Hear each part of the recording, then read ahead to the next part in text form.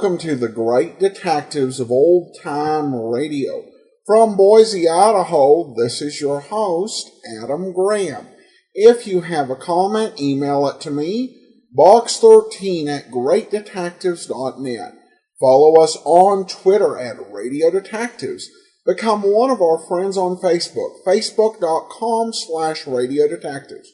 Before we get started, I do want to encourage you, as you make your travel plans for the summer, remember JohnnyDollarAir.com. JohnnyDollarAir.com is a Priceline affiliate, so you get all the benefits of going through Priceline.com, but part of the purchase price of your tickets goes to support the Great Detectives of Old Time Radio at no additional cost to you. So remember, when purchasing your tickets, remember JohnnyDollarAir.com first. Well, now it's time for today's episode of Yours Truly, Johnny Dollar. The original air date, May the 31st, 1959. And the title is The Big H Matter.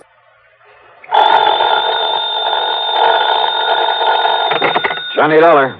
Hi there, Johnny. This is Helen Daner. Helen Daner? That's right. I live out here in Morrow Bay, California. I see. Insurance with one of the companies you represent, the Greater Southwest Insurance Company. Oh, yeah, I do a lot of work for them. But also, Johnny, do you mind if I call you Johnny?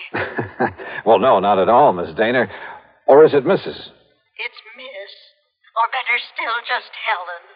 As I started to say, I not only have that insurance, but, Johnny, I never miss that radio program of yours where you tell all about those exciting cases you solve. Sometimes I just don't see how you do it. Well, I hope you never find out about the ones I miss out on. But now, Miss Daner... I don't think I've missed a single one of your programs. Good. I'm your most loyal listener, and I think you're wonderful. Well, thanks. And that's why I'm calling you instead of the police about this. Well, look, Miss Daner, Oh? Yes. Calling about what? Johnny, if the police weren't able to nab them, isn't that what you say, nab them? Yeah, sure, but go on. Well, Johnny, these terrible people might suspect that I'm the one who told the police about them. What people, Miss Daner? And if that happened, well, I guess you can just imagine what they might do to me. Well, who are these people you're talking about, and just what is it they're up to? All right, Johnny. Now listen carefully. Yeah. Yes? Miss Daner? Hello? Hello? Hello?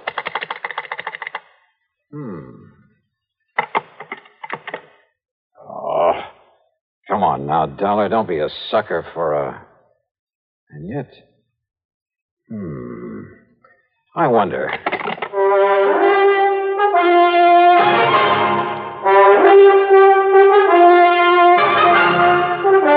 Bob Bailey in the exciting adventures of the man with the action-packed expense account. America's fabulous freelance insurance investigator. Yours truly, Johnny Dollar.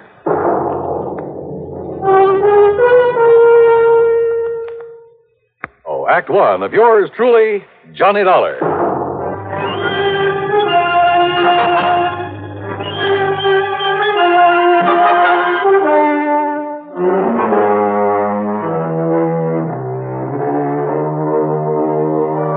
Expense account submitted by Special Investigator Johnny Dollar to the Greater Southwest Insurance Company, Home Office, Los Angeles, California.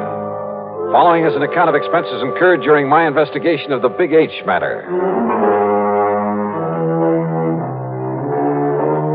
Expense account item 1275, long-distance telephone call to Hollywood 82124. That is to say, the office of Royal J. Harkins, contact man at Greater Southwest Insurance in Los Angeles.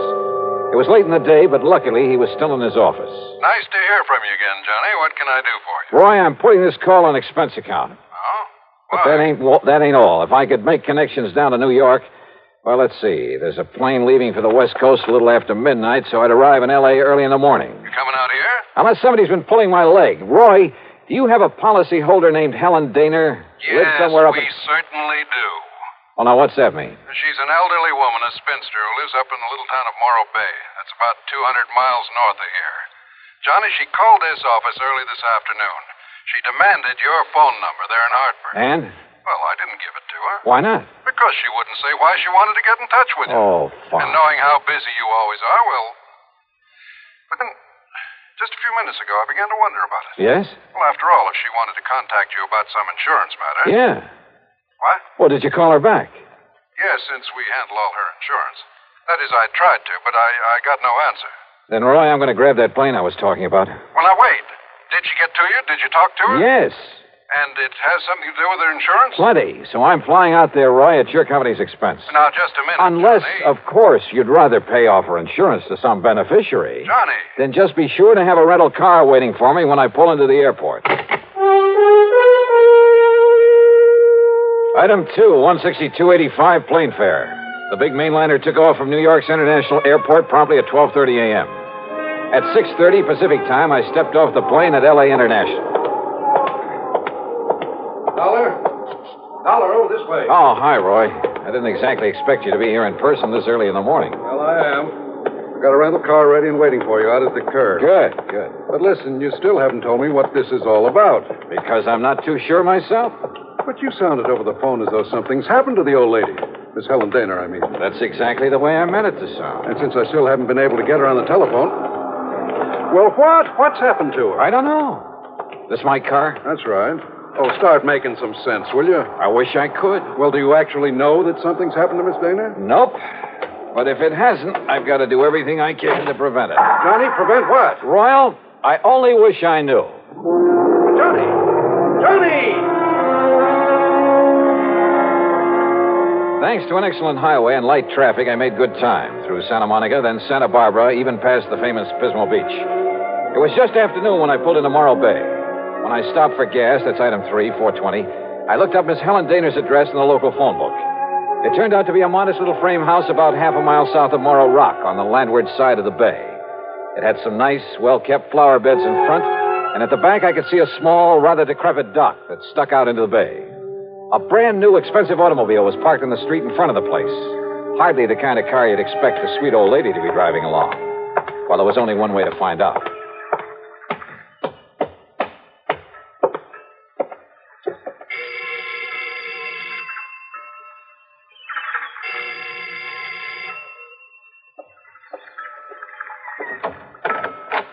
Yes? Miss Helen Dana? No, I'm Bessie Dana, Helen's sister. And who are you, young man? Johnny Dollar. I'm from Hartford, Connecticut. Is your sister... Oh, yes. I've heard Helen speak of you. You're an old friend of hers, aren't you? Well, yes, I guess Won't you come in? Well, is she here, Miss Dana? Well, she ought to be back from the market any minute. The market? She hasn't been at all well, you know. That's why I've come to live with her, sort of take care of her. I see. But I did think it was all right to let her walk down to the market this morning. Would you like to come in and wait for her? Which market, Miss Dana? Well, it's the first one down the street. Now, do you see it? That little supermarket just 2 blocks away. Oh, yeah, I see. So if you'd like to come in and wait... No, thanks. I'll pick her up there. Well, but Mr. Dollar... Thank you very much. Mr. Dollar...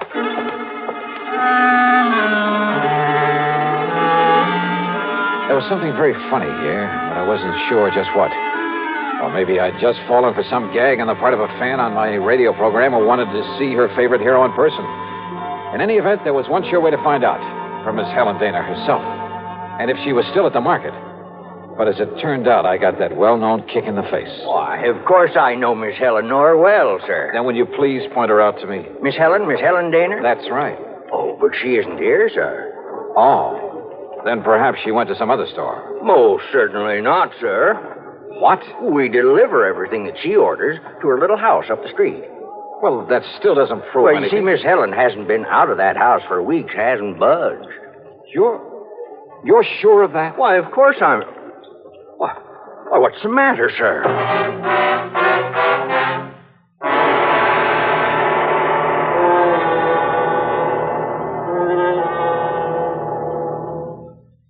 And now, Act Two of yours truly, Johnny Dollar and the Big H Matter.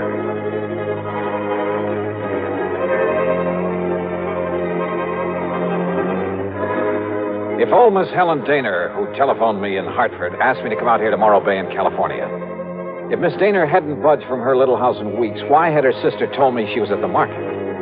Could all this somehow tie in with the people, the terrible people she tried to tell me about on the telephone? I jumped into my car and drove back to the little home on the bay.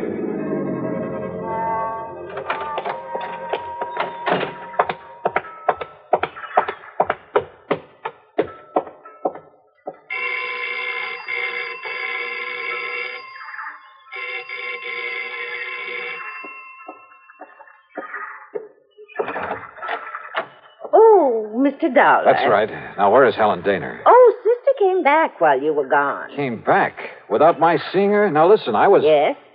Well, the manager of that market said she hasn't been out of this house for weeks. What? Oh, you must have gone to the supermarket. Well, where else? And just because she isn't shopping there anymore... Oh, now, look, Miss Daner, you But told me... Won't you come in? I think she'll be terribly disappointed if you don't. You see, she's told me all about you now. In the couple of minutes I was away from here? An insurance investigator. I think it's awfully thrilling. But now come in and see her. I think she's been kind of expecting you. Yeah. And if you'd like to know what I think, Miss... Good Lord.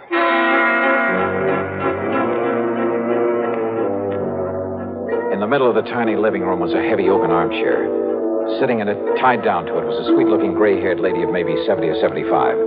A handkerchief was lashed tightly across her mouth, and the eyes behind her old-fashioned steel-rimmed glasses were filled with tears and a look of utter despair. I swung around to her so-called sister and was struck by two things.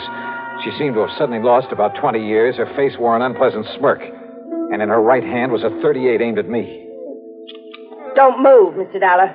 This gun is not only loaded, but cocked, and it has a hair trigger. Stand perfectly still, because it'll be right in the middle of your back. So, while I take away your gun... All right. Now, sit over there in that chair against the wall. You'd better do as I say, Mr. Dollar.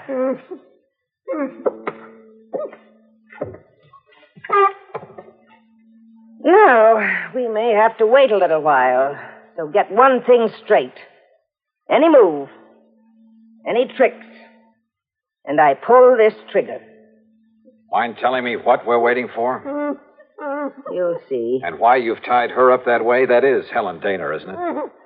Why, what's the matter, honey? Getting a little short of breath with that gag in your mouth? Well, then why don't I take it out for you? No, Dollar. Not a single move. Just crossing my legs. Sure. Here now, honey. Don't want you to conk out on it. After all, you may be of some use before we're through with this caper. There you are. Johnny, I don't know what. These terrible people, they sneaked in while I was phoning you. Yeah, Helen, I guessed that. If only you hadn't come, but I thought maybe... They're smugglers, Johnny, of the worst possible kind. You tell them, honey. It'll help to kill time while we're waiting for Pete and Dollar. Okay. They're smuggling in narcotics, heroin, from the way down in Mexico. Oh, pretty smart picking a spot as far up the coast as this. If only I'd known. When this man, Pete, asked if he could use my dock. He said it was to tie up his boat at night when he came in from fishing. How did you get onto them, Helen? When they saw I turned my lights out so early every night, they thought I was asleep. That I wouldn't notice he wasn't taking fish off his boat, but little cans of heroin. Heroin? Then Bessie here, who can look so sweet when she wants to. Why, Helen, I thought I was pretty sweet. Then Bessie would meet him with her car. How did you know it's heroin? Because they told me they'd use it on me if I don't behave myself. Which is a lot better than you'll get, Dollar. And besides, Johnny. Yeah? I found a little of it that was spilled on the dock. And I remembered how you described it once when you caught a man bringing in the terrible stuff. Yeah, she's a real smart old biddy. Except when she phoned to you, Dollar, and we caught her at it. We can handle her all right. With a little H in her veins, we can even let the neighbors see her now and then. And with me acting as her sister, taking care of her. Oh, listen, here he comes now from the dock. Just relax, Dollar.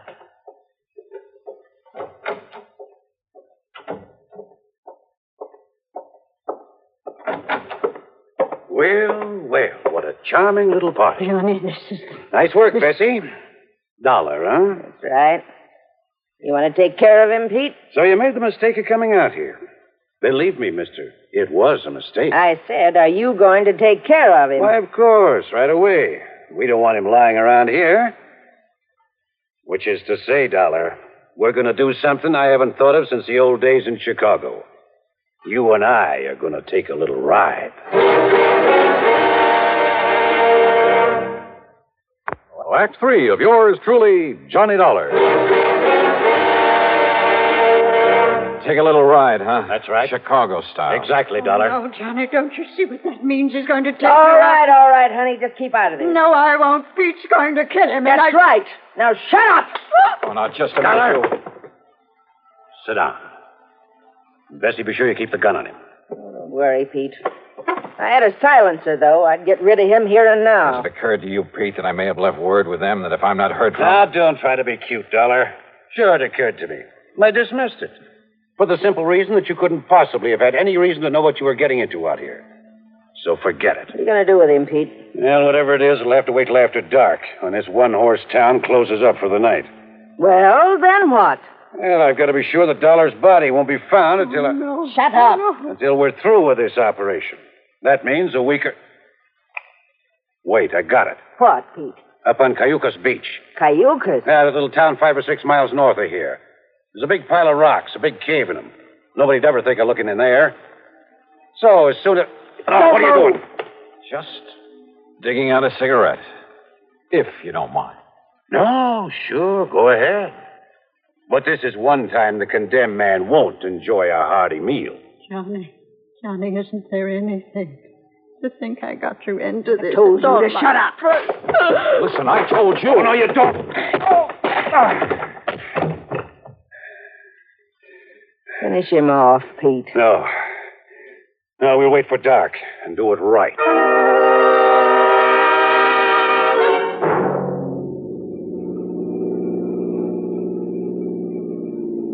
I guess he had really slugged me, because by the time I fully came to, it was night. I was in the back seat of a car driving along the highway beside the ocean. Pete was at the wheel. Beside him, leaning over the back of the seat watching me, was Bessie, and the .38 in her hand was aimed straight at my head. You're sure the old lady won't be able to work herself loose, Bessie? I'm sure. If we'd had any sense, Pete, we would have brought her along on this ride, too. It would have saved us a lot of trouble. Oh, so you've woke up, Dollar. Yeah. Well, just stay put in that back seat. Any funny business? I said any funny business. Just trying to dig out a cigarette. Stay back in that seat. Yeah.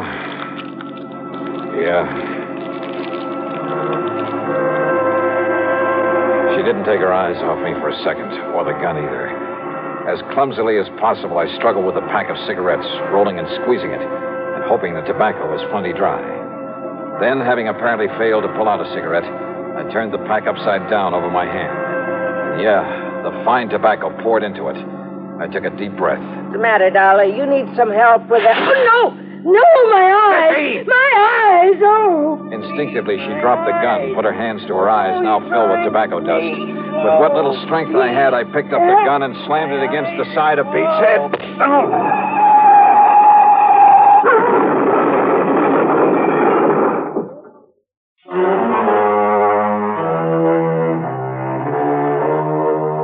It was a commercial trucker driving one of those big interstate trailer jobs who pulled off the highway to give us a hand. Yes, somehow those boys are always around when you need them. And he used his head. When he found my credentials in my pocket, he saw the whole picture in a flash. So he hailed down the first police car that came along and turned both Pete and Bessie over to them. Miss Helen Daner, bless her heart, this funky little old character was tickled pink to be involved in the whole thing. Yeah, she just can't wait to go to court and testify against those two. Expense account total, including the trip back to Hartford, $447.45. Yours truly, Johnny Dollar.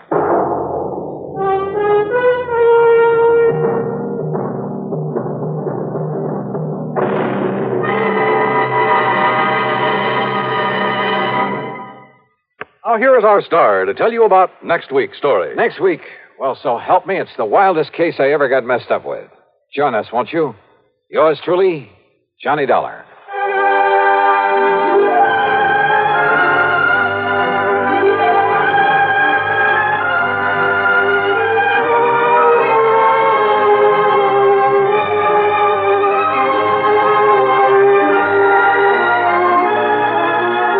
Yours truly, Johnny Dollar, starring Bob Bailey, originates in Hollywood and is written, produced, and directed by Jack Johnstone. Heard in our cast were Peggy Weber, Virginia Gregg, Bartlett Robinson, Joseph Kearns, and Russell Thorson. Be sure to join us next week, same time and station, for another exciting story of yours truly, Johnny Dollar.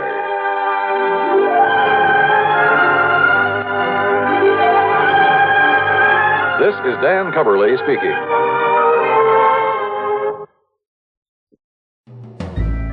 This is Andrea J. Graham, author of the Web Surfer series, oh, and of Madam's Wife. You're listening to the Great Detectives of Old Time Radio.